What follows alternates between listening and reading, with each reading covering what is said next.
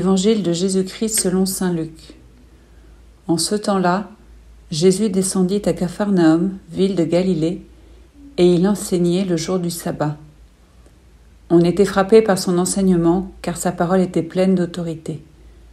Or, il y avait dans la synagogue un homme possédé par l'esprit d'un démon impur, qui se mit à crier d'une voix forte.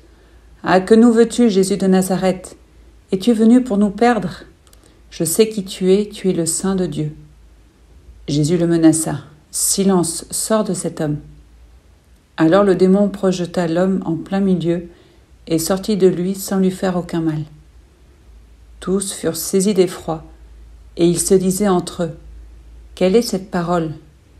Il commande avec autorité et puissance aux esprits impurs, et ils sortent. » Et la réputation de Jésus se propageait dans toute la région.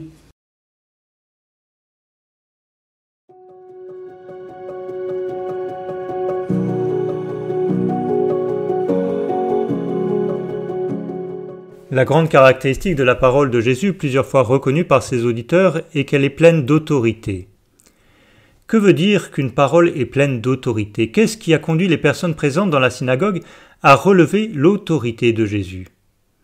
Il est possible que Jésus parlait avec une certaine assurance ou qu'il avait un ton de voix particulier. Mais il n'est pas certain que cela ait conduit à être à ce point marqué par l'autorité de Jésus. Il est plus probable que les paroles et les actions de Jésus étaient tellement habitées de la présence de Dieu et de sa charité que ses auditeurs percevaient la force divine qui habite en Jésus. Il est bon alors de nous représenter Jésus ainsi dans notre prière méditative.